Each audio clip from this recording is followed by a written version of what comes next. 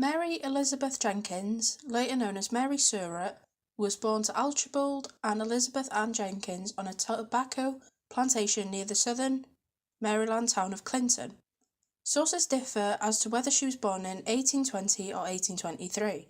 There is an uncertainty as to the months as well, but most sources say May. She had two brothers, John Jenkins, born in 1822, and James Jenkins, born in 1825. Her father died in the fall of 1825 when Mary was either 2 or 5 years old, and Mary's mother then inherited their property. Although her father was non-denominational Protestant and her mother Episcopalian, Surratt enrolled in a private Roman Catholic girls' boarding school, the Academy for Young Ladies in Alexandria, Virginia, on the 25th of November, 1835. Mary's maternal aunt, Sarah Latham Webster, was a Catholic, which may have influenced where she was sent to school. Within 2 years, Mary converted to Roman Catholicism and adopted the baptismal name of Maria Eugenia. She stayed at the Academy for Young Ladies for 4 years, leaving in 1839 when the school closed. She remained an observant Catholic for the rest of her life. Mary Jenkins met John Harrison Surratt in 1839. His family had settled in Maryland in the late 1600s. An orphan, he was adopted by Richard and Sarah Neal of Washington, D.C., a wealthy couple who owned a farm. The Neals divided their farm among their children, and Surratt inherited a portion of it. His background has been described by historian Kate Clifford Larson as questionable, and he had fathered at least one child out of wedlock. They married in August 1840.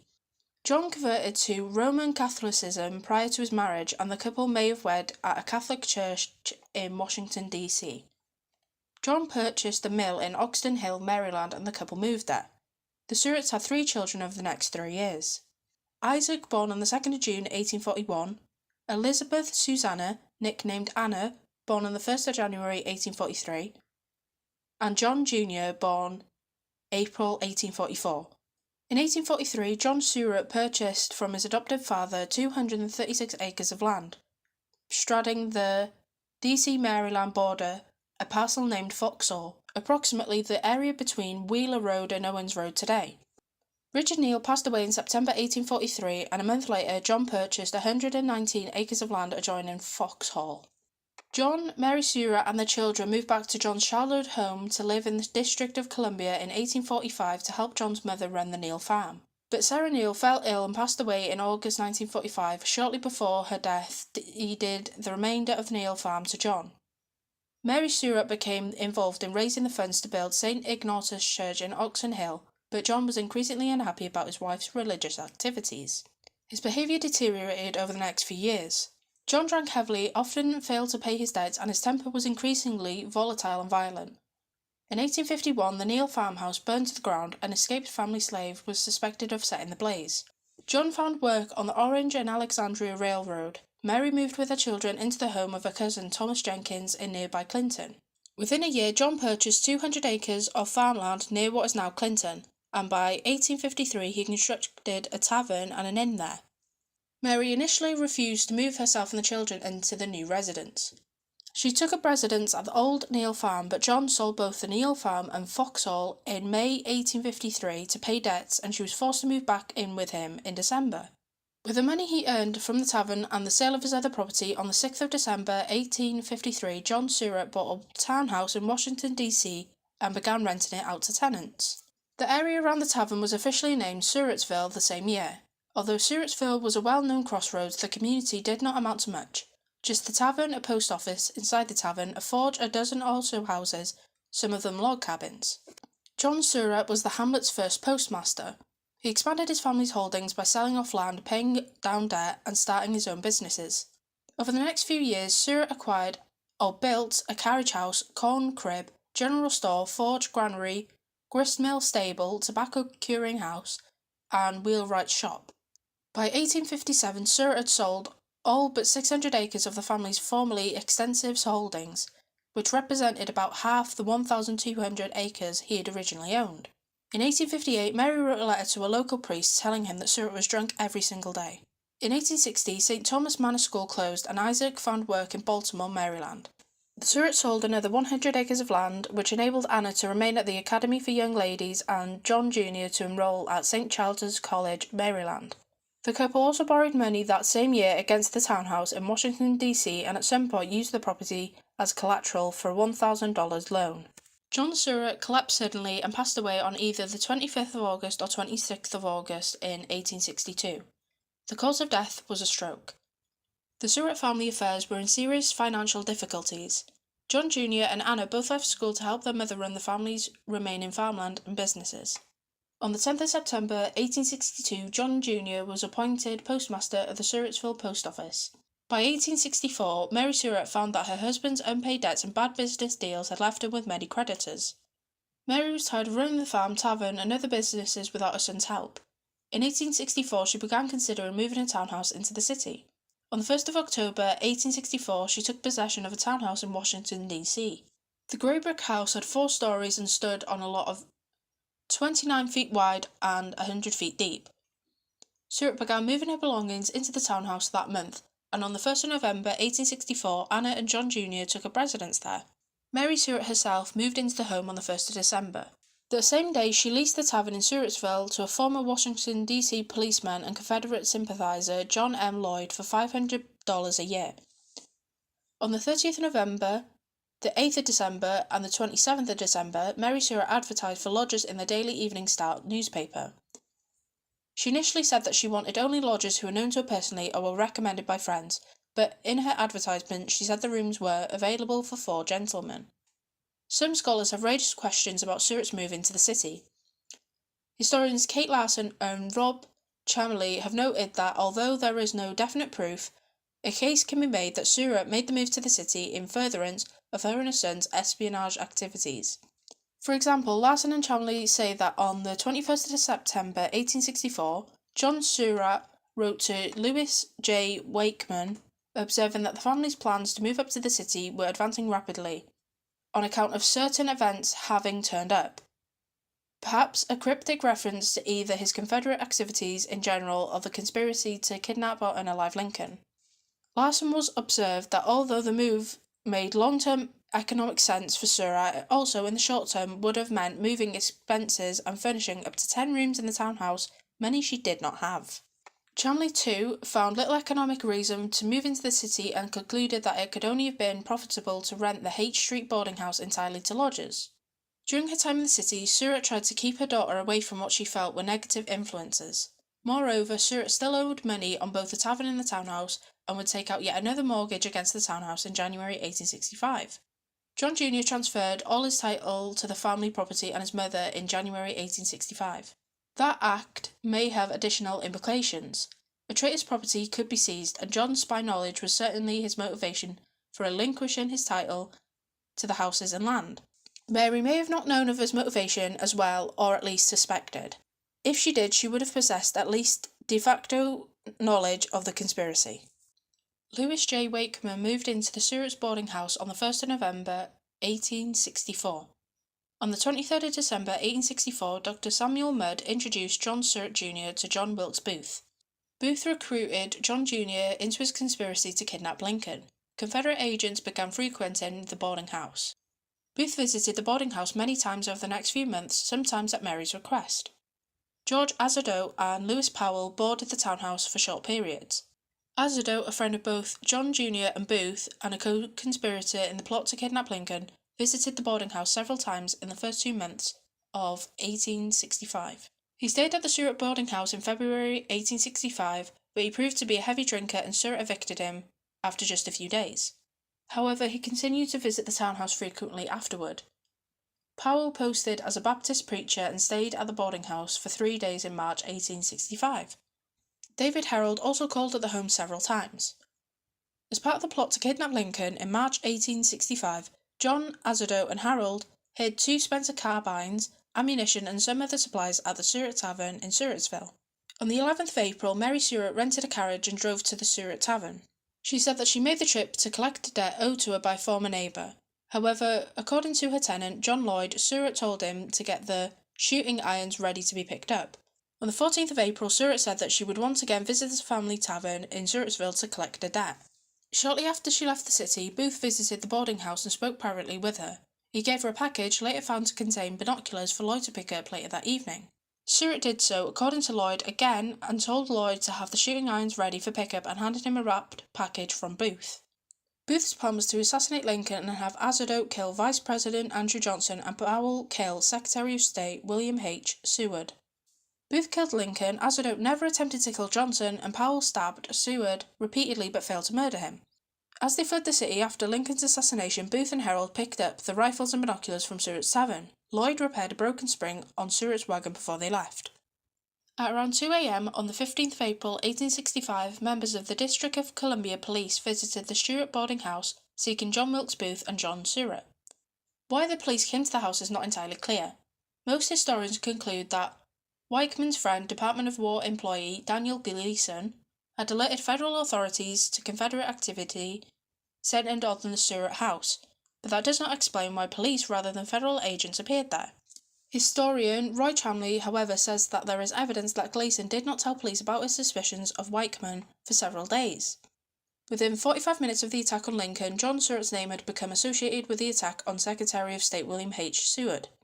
The police as well as the Provost Marshal Office both had files on John Surratt Jr. and knew that he was a close friend of Booth. It is possible that either James L. Maddox, property supervisor at Ford's Theatre, and a friend of Booth's, or actor John Matthews, both of whom may have known about the plot to attack government officials, mentioned Surratt's name. Other sources claim that eyewitnesses had identified Booth as Lincoln's attacker and detectives had information, a tip from an unnamed actor and bartender, linking John Jr. to Booth. Mary lied to the detectives that her son had been in Canada for 2 weeks. She also did not reveal that she had delivered a package to the tavern on Booth's behalf only hours earlier.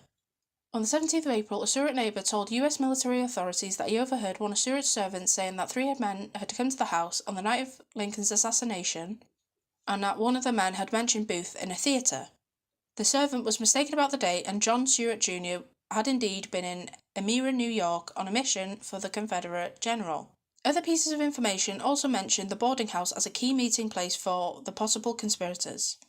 Either Colonel Henry H. Wells, Provost Marshal, head of the military police, or the District of Columbia, or General Christopher C. Anger told Colonel Henry Steele Olcott to arrest everyone in the house. Federal soldiers visited the Surratt boarding house again late on the evening of the 17th of April. John Jr. could not be found, but after a search of the house, the agents found in Mary's room a picture of Booth, hidden behind another photograph, pictures of Confederate leaders including Jefferson Davis, a pistol, a mount for making bullets, and percussion caps. As Mary being arrested for conspiracy to assassinate Lincoln, Powell appeared at her door in disguise. Although Surratt denied knowing him, Powell claimed that he was a labourer hired by Surratt to dig a ditch the next morning. The discrepancy about Powell's remarkably well-dressed and well-groomed appearance, quite unlike a ditch digger, prompted his arrest. He was later identified as the man who had attempted to assassinate Secretary of State William Seward. After her arrest, she was held at an annex to the old Capitol Prison before being transferred to the Washington Arsenal on the 30th of April. 2 armed guards stood before the door to a cell from the beginning of her imprisonment until her death. The other arrested conspirators had their heads enclosed in a padded canvas bag to prevent a suicide attempt. Sources disagree as to whether Surratt was also forced to wear it. Although the others wore iron manacles on their feet and ankles, she was not manacled. Rumours to the contrary were raised by reporters to the trial who could not see her or heard the clank of chains about her feet.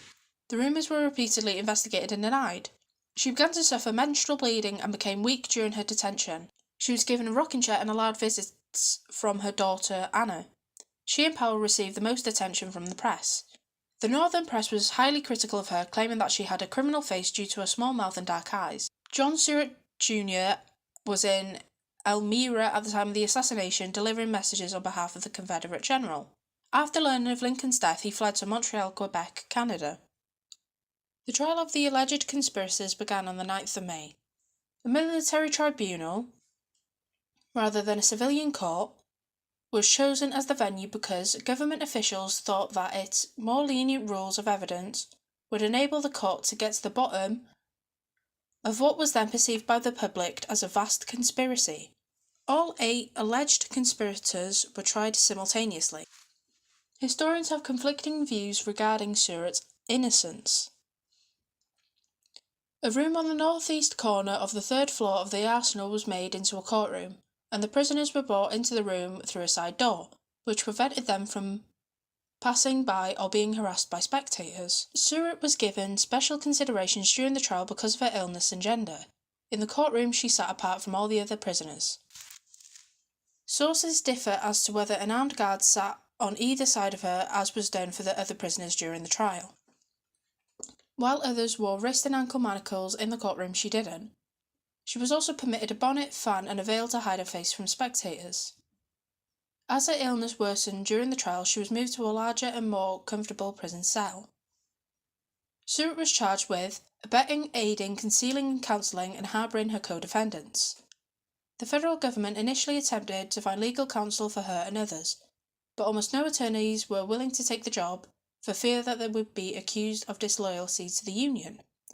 Surratt retained Reverdy Johnson as her legal counsel.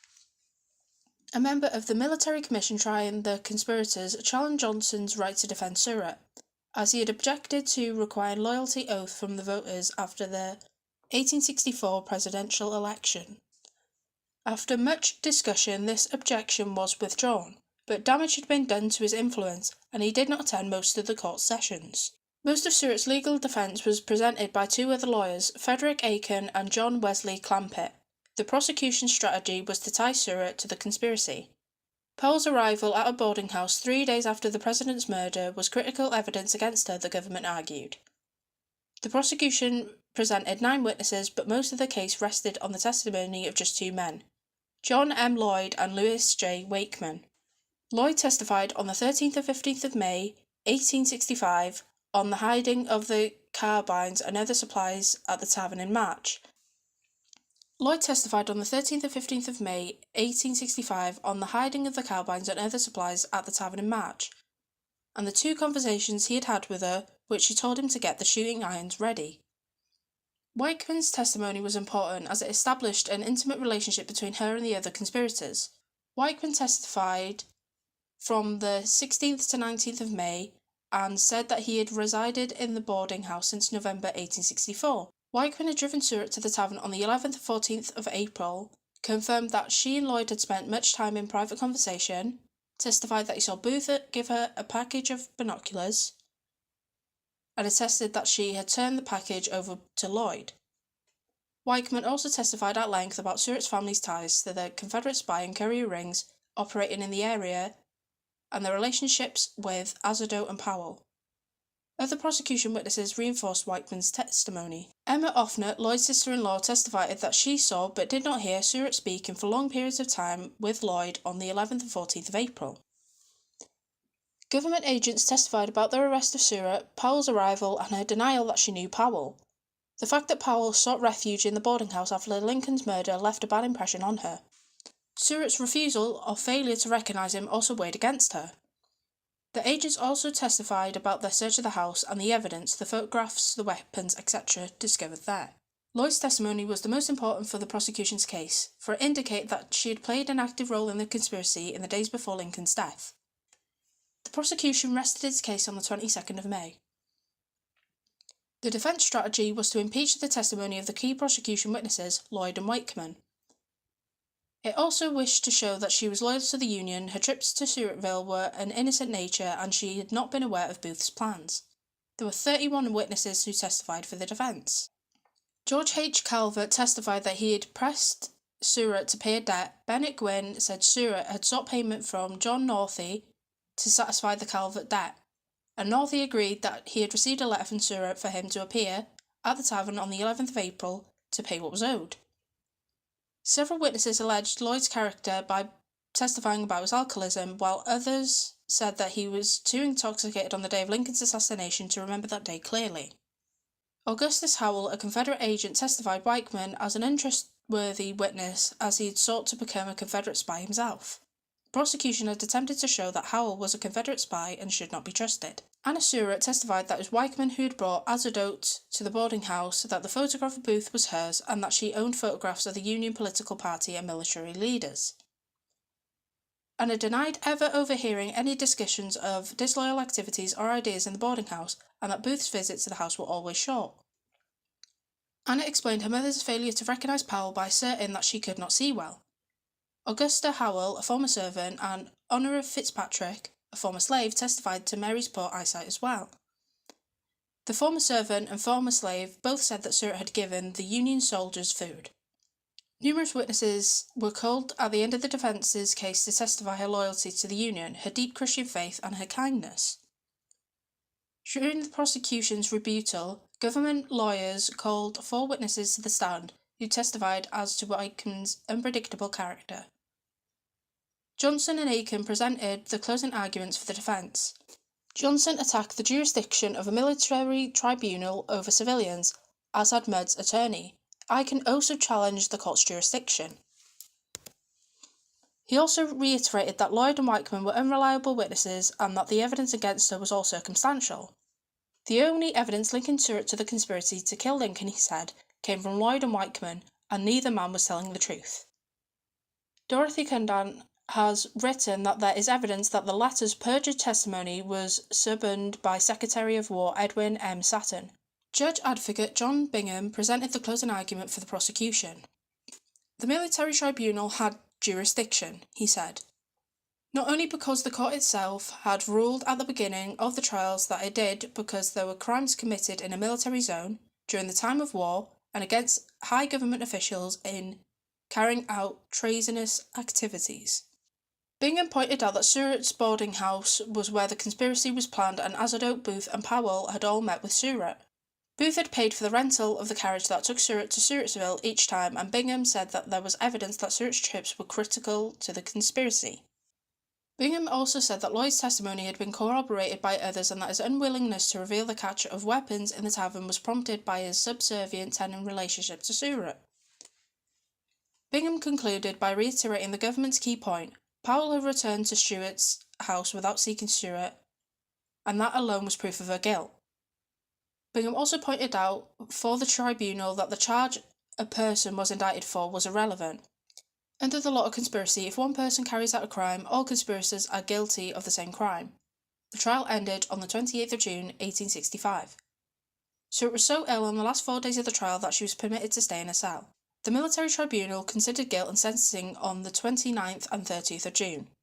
Surratt's guilt was the second last to be considered, as a case had problems of evidence and witness reliability.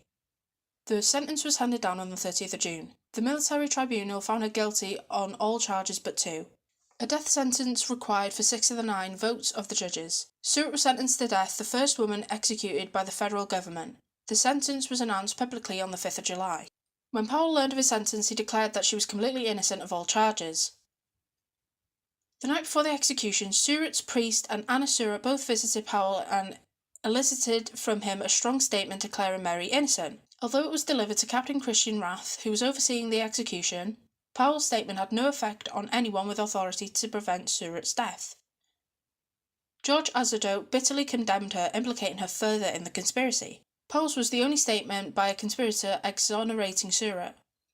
Anna Surratt pleaded repeatedly for her mother's life with Judge Advocate General Joseph Holt, but he refused to consider clemency. She also attempted to see President Andrew Johnson several times to beg for mercy, but was not granted permission to see him.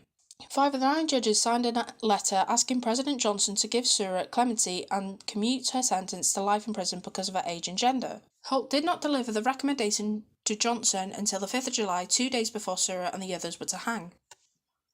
Johnson signed the order for execution but did not sign the order for clemency. Johnson later said that he never saw the clemency request. Holt said that he showed it to Johnson, who refused to sign it. Johnson, according to Holt, said in signing the death warrant that she had kept the nest that hatched the egg. Construction of the gallows for the hanging of the conspirators condemned to death began immediately on the 5th of July after the execution order was signed. It was constructed in the south part of the Arsenal courtyard, was 12 feet high and about 20 square feet in size. Rath, who oversaw the preparations for the executions, made the nooses. Tired of making nooses and thinking that the government would never hang a woman, he made Surratt's noose the night before the execution with 5 loops rather than the regulation 7.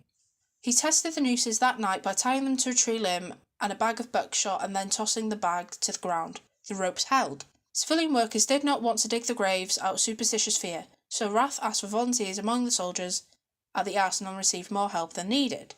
At noon on the 6th of July, Surratt was informed that she would be hanged the next day. She wept profusely. She was joined by 2 Catholic priests, John Walter and B.F. Widget, and her daughter Anna. Father Jacob remained with her almost until her death. Her mental problems had worsened, and she was in such pain and suffered from such severe cramps that the prison doctor gave her wine and medication. She repeatedly asserted her innocence. She spent the night on a mattress weeping and moaning in pain and grief, ministered by the priests. Anna left her mother's side at 8 a.m. on the 7th of July and went to the White House to beg for her mother's life one more time. Her entreaty rejected, she returned to the prison and her mother's cell at about 11 a.m. The soldiers began testing the gallows at about 11:25 a.m. The sounds of the test unnerved all the prisoners. Shortly before noon, Mary Surratt was taken from her cell and allowed to sit in a chair near the entrance to the courtyard. The heat in the city that day was oppressive. By noon it had already reached 35 degrees Celsius. The guards offered all the visitors to leave at 12:30 p.m. When she was forced to part from her mother, Anna's hysterical screams of grief could be heard throughout the prison. Clamper and Aiken had not finished trying to serve their client, however. On the morning of the 7th of July, they asked the District of Columbia Court for a writ of habeas corpus, arguing the military tribunal had no jurisdiction over their client. The court issued a writ at 3 a.m. and it was served to General Winfield Scott Hancock. Hancock was ordered to produce Surratt by 10 a.m. General Hancock sent an aide to General John F. Hartcraft, who commanded the Old Capitol Prison, ordered him not to admit any U.S. Marshal, as that would prevent Marshall from serving a similar writ on Handcraft. Johnson was informed that the court had issued the writ and promptly cancelled it at 11:30 a.m. under the authority granted to him by the Habeas Corpus Suspension Act of 1863. General Hancock and the United States Attorney General James Speed personally appeared in the court and informed the judge of the cancellation of the writ. On the 7th of July, 1865, at 1:15 p.m., a procession led by General Hartcraft escorted the 4 condemned prisoners through the courtyard and made up steps to the gallows. Each prisoner's ankles and wrists were bound by manacles. Surratt led the way wearing a black bombazine dress, black bonnet and black veil. More than 1,000 people, including government officials, members of the U.S. Armed Forces, friends and family of the accused, official witnesses and reporters watched. General Hancock limited attendance for those who had a ticket, and only those who had a good reason to be present were given a ticket. Most of those present were military officials and soldiers, as fewer than 200 tickets had been printed. Alexander Gardner, who had photographed the body of Booth and taken portraits of several of the male conspirators while they were imprisoned aboard naval ships, photographed the execution for the government. Hartcraft read the order of the execution. Surratt, either weak from the illness or swooning in fear, perhaps both, had to be supported by 2 soldiers and her priests. The condemned were seated in chairs, Surratt almost collapsing in hers. She was seated to the right of the others, the traditional seat of honour in an execution. White cloth was used to bind their arms to their sides and their ankles and thighs together. The cloths around Surratt's legs were tied around her dress and below the knees. Each person was ministered by a member of the clergy. From the scaffold, Powell said, "Miss Surratt is innocent, she doesn't deserve to die with the rest of us." Fathers Jacob and Widget prayed over her and held a crucifix to her lips. About 16 minutes elapsed, and from the time the prisoners entered the courtyard until they were ready for execution, Surratt's bonnet was removed and the noose put around her neck by a U.S. Secret Service officer. A white bag was placed over the head of each prisoner after the noose was put in place. She complained about the bindings about her arms hurt, but the officer preparing said, "Well, it won't hurt long." Finally, the prisoners were asked to stand and move forward a few feet to the nooses. The chairs were removed. Her last words spoken to the guards as she fell forward to the drop were, "Please don't let me fall." Surratt and the others stood on the drop for about 10 seconds and then Captain Rath clapped his hands. 4 soldiers from Company F of the 14th Veteran Reserve knocked out the supports holding the drops in place. The condemned fell. Surratt, who had moved forward enough to barely step into the drop, lurched forward, slipped pathway down the drop, her body snapping tight at the end of the rope, swinging back and forth. She appeared to die relatively quickly with little struggle. Azadote's stomach heaved once and his legs quivered, then he was still.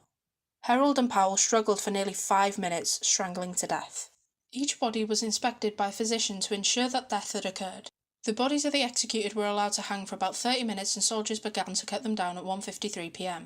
A corporal raced to the top of the gallows and cut down Azotote's body, which fell to the ground with a thud. He was reprimanded, and the other bodies were cut down more gently. Herold's body was next, followed by Powell's. Surratt's body was cut down at 1:58 p.m. As Surratt's body was cut loose, her head fell forward. A soldier joked, "She makes a good bow," and was rebuked by an officer for his poor use of humour. Upon examination, the military surgeons determined that no one's neck had been broken by the fall. The manacles and both bindings were removed, but not the white execution masks, and the bodies were placed into the pine coffins.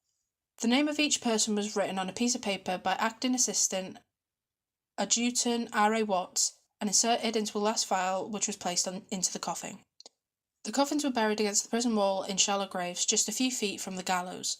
A white picket fence marked the burial site. The night that she died, a mob attacked Surratt's boarding house and began stripping it of souvenirs until the police stopped them. Anna Surratt unsuccessfully asked for her mother's body for 4 years. In 1867, the War Department decided to tear down the portion of the Washington Arsenal where the bodies of Surratt and the other executed conspirators lay. On the 1st of October 1867, the coffins were disinterred and reburied in Warehouse No. 1 at the Arsenal, with a wooden marker placed at the head of each burial vault. Booth's body lay alongside them. In February 1869, Edwin Booth asked Johnson for the body of his brother. Johnson agreed to turn the body over to the Booth family, and on the 8th of February, Surratt's body was turned over to the Surratt family. She was buried in the Mount Olivet Cemetery in Washington, D.C. on the 9th of February 1869. Lloyd is buried 100 yards from her grave in the same cemetery. Anna Surratt moved from the townhouse on Haight Street and lived with friends for a few years, ostracised from society. She married William Tonry, a government clerk. They lived in poverty for a while after he was dismissed from his job, but in time he became a professor of chemistry in Baltimore and the couple became better off. The stain of her mother's unaliving left Anna mentally imbalanced and she suffered from periods of extreme fear and bordered on insanity. She passed away in 1904. After the dismissal of charges against him, John Jr. married and he and his family lived in Baltimore near his sister Anna. He had 7 children, the only one of Mary's children with issue. Isaac Surratt also returned to the United States and lived in Baltimore. He passed away unmarried in 1907. Isaac and Anna are buried on either side of their mother in Mount Olivet Cemetery. John Jr. was buried in Baltimore in 1916. In 1968, a new headstone with a brass plaque replaced the old defaced headstone over Mary Surratt's grave. Mary Surratt's boarding house still stands and was listed on the National Register of Historic Places in 2009. Those interested in Mary Surratt formed the Surratt Society. The Surrattsville Tavern and House are historical sites run today by the Surratt Society as a historic house museum. The Washington Arsenal is now Fort Leslie J. McNair. Mary Ann Cotton was an English convicted unaliver who was executed for poisoning her stepson. Despite her sole conviction for unaliving, she is believed to have been a serial unaliver who unalived many others, including 11 of her 13 children and 3 of her 4 husbands for their life insurance policies. Her preferred method of unaliving was poisoning with arsenic. Cotton's undoing came after she tried to have her son of her deceased husband sent to a workhouse. When that failed, within days she told parish officials that Charles Edward Cotton had passed away. Investigations into her behaviour soon showed a pattern of deaths. The body of her stepson was examined and found to contain arsenic. Cotton was convicted of unaliving and sentenced to death. She was hanged at Durham Gaol. She did not unalive on the gallows from breaking her neck, but unalived by strangulation because the rope was set too short, possibly deliberately. Mary Ann Robinson was born on the 31st of October 1832 at Low Moseley, County Durham, to Margaret and Michael Robinson, a colliery sinker, and baptised at St Mary's, West Rainton on the 11th of November. Her sister Margaret was born in 1834 but lived for only a few months. Her brother Robert was born in 1835. When Mary Ann was 8, her parents moved the family to County Durham village of Merton. At the time of her trial, the Northern Echo published an article containing a description of Mary Ann given by her childhood Wesleyan Sunday School superintendent at Merton, describing her as a most exemplary and regular attender, a girl of innocent disposition and average intelligence, and distinguished for her particularly clean and tidy appearance. Soon after the move, Mary Ann's father fell 150 feet to his death down a mine shaft at Merton Colliery in February 1842. Her father's body was delivered to her mother in a sack containing the stamp, property of the South Heaton Coal Company. As the miner's cottage they inhabited was tied to Michael's job, the widow and children would have been evicted. In 1843, her mother married George Stott, 1816 to 1895, also a miner. At 16, Mary Ann left home and became a nurse at the nearby village of Southern Heaton, in the home of Edward Potter, a manager at the Merton Colliery. After all of the children had been sent to boarding school in Darlington over the next 3 years, she returned to her stepfather's home and trained as a dressmaker. In 1852, 20-year-old Mary Ann married a colliery labourer, William Mowbray, at Newcastle upon Tyne Registrar Office. They soon moved to southwest England.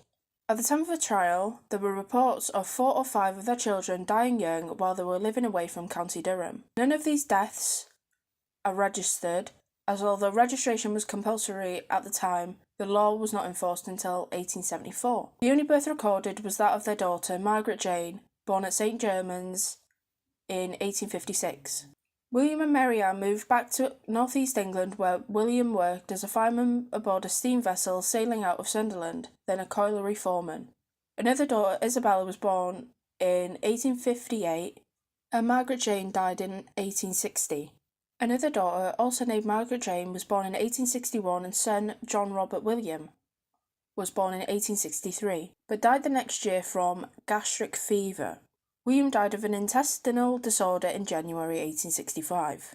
The lives of William and of their other children were insured by the British Prudential Insurance Office, and Mary Ann collected a payment of £35 on William's death, equivalent to £4,227 in 2023, about half a year's wages for a manual labourer at the time, and £2 5 shillings for Robert, and about £2 5 shillings for John Robert William.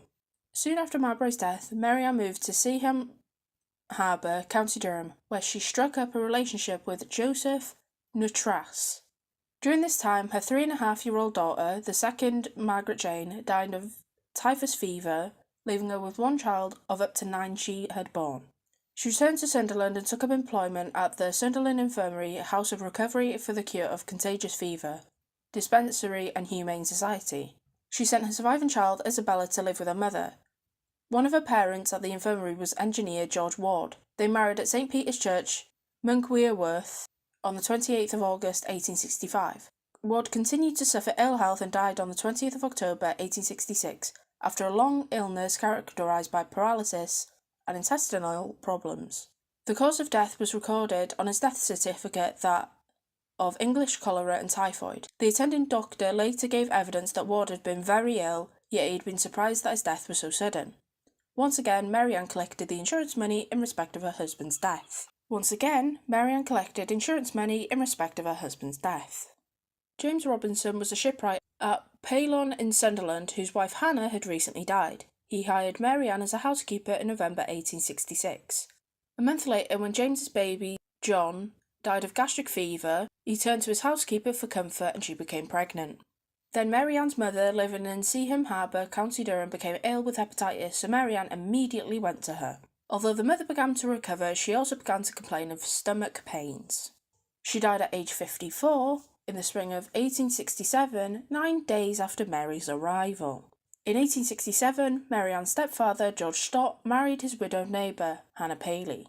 Mary Ann's daughter, Isabella Mowbray, was brought back to the Robinson household and soon developed severe stomach pains and died, as did 2 of Robinson's children, Elizabeth and James. All 3 were buried in the last week of April and the first week of May 1867.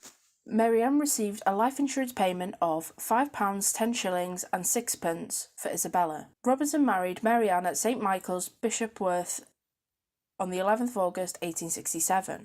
Their first child, Margaret Isabella, Mary Isabella on her baptismal record, was born that November, but she became ill and died in February 1868. The second child, George, was born on the 18th of June 1869. Robinson, meanwhile, had become suspicious of his wife's insistence that he insure his life. He discovered that she had run up debts of £60 behind his back and had stolen more than £50 that she had been expected to bank. Then he found out that Mary Ann had been forcing his older children to pawn household valuables. He threw her out, retaining custody of their son George. Mary Ann was desperate and living on the streets until a friend, Margaret Cotton, introduced her to her brother Frederick, a pitman and recent widower living in Bobottle, Northumberland, who had lost 2 of his 4 children. Margaret had acted as a substitute mother for the remaining children, Frederick Jr. and Charles, but in late March 1870 she died from an undetermined stomach ailment, leaving Mary Ann to console the grieving Frederick Sr. Soon a 12th pregnancy was underway. Cotton and Mary Ann were married on the 17th of September 1870 at St Andrews, Newcastle upon Tyne, and their son Robert was born early in 1871. Soon after, Mary Ann learned that her former lover, Joseph Nattrass, was living 30 miles away in the County Durham village of West Auckland and was no longer married. She rekindled the romance and persuaded her new family to move near him. Cotton died in December that year from gastric fever. Insurance had been affected on his life and those of his sons. After Frederick's death, Nattrass soon became Mary Ann's lodger. She gained employment as a nurse to an excise officer recovering from smallpox. Popular cultural sources have called him John Quick Manning, though there appears to be no trace of a John Quick Manning in the records of the West Auckland Brewery or the National Archives. The census records, birth, death and marriages records also show no trace of him. However, Richard Quickman, a custom and excise man specialising in breweries, has been found in the records. His may be the real name of Mary Ann Cotton's lover. Soon, Mary became pregnant by him with her 13th child. Frederick Jr. died in March 1872, and their infant son, Robert, soon after. Then Nattrass became ill with gastric fever and died just after revising his will in Mary Ann's favour. The insurance policy Mary Ann had taken out on the still living Charles's life awaited collection. Mary Ann's downfall came when a parish official, Thomas Riley, asked her to help nurse a woman who was ill with smallpox. She complained that the last surviving Cotton boy, Charles Edward, was in the way and asked Riley if he could be committed to the workhouse. Riley, who served as a West Auckland's assistant coroner, said that she needed to accompany him. She told Riley that the boy was sickly and added, "I won't be troubled long, he'll go like all the rest of the Cottons." 5 days later, Mary Ann told Riley that the boy had died. Riley went to the village police and persuaded the doctor to delay writing a death certificate until the circumstances could be investigated. Mary Ann's first visit after Charles's death was not to the doctor but to the insurance office. There she discovered that no money would be paid out until the death certificate was issued. An inquest was held and the jury returned a verdict of natural causes. Mary Ann claimed to have used a row foot to relieve his illness and said that Riley had made accusations against her because she had rejected his advances. Then the local newspapers latched onto the story and discovered Mary Ann had moved around northern England and lost 3 husbands, a lover, a friend, her mother, and 11 children, all of whom had died of stomach fevers. Rumour gave rise to suspicion and scientific investigation. Dr. William Byers Kilburn, who had attended Charles and kept samples and tests, showed that they contained arsenic. He told the police, who arrested Mary Ann and procured the exhumation of Charles's body. She was charged with his murder, although the trial was delayed until after the delivery in Durham Gaol on the 7th of January 1873, on her 13th and final child, whom she had named Margaret Edith Quick Manning Cotton. Cotton's trial began at Durham Assizes on the 5th of March 1873. The delay was caused by a problem in the selection of the prosecution counsel. Mr. Pinswell was first considered, but the Attorney General, Sir John Duke Coleridge, whose decision it was, chose his friend and protégé, Charles Russell. Russell's appointment over Aspinwall led to question in the House of Commons. However, it was accepted, and Russell conducted the prosecution. The Cotton case was the first of several famous poisoning cases he would be involved in during his career, including those of Adeline Bartlett and Florence Maybrick. The defence in the case was handled by Thomas Campbell Foster, who argued during the trial that Charles had died from inhaling arsenic used as a dye in the green wallpaper of the Cotton home. The doctor testified that there was no other powder on the same shelf in the chemist's shop as arsenic, only liquid. The chemist himself claimed that there were other powders. Campbell Foster argued that it was possible that the chemist had mistakenly used arsenic powder instead of bismuth powder, used to treat diarrhoea, when preparing a bottle for Cotton because he had been distracted by talking to other people. The jury retired for 90 minutes before returning a guilty verdict. The Times correspondent reported on the 20th of March, after conviction, the wretched woman exhibited strong emotion, but this gave place in a few hours to her habitual cold, reserved demeanour, while she harbours a strong conviction that the royal clemency will be extended towards her. She staunchly asserts her innocence of the crime she has been convicted of. Several petitions were presented to the Home Secretary, but to no avail. Mary Ann Cotton was hanged at Durham, County Gaol, on the 24th of March 1873 by William Calcraft.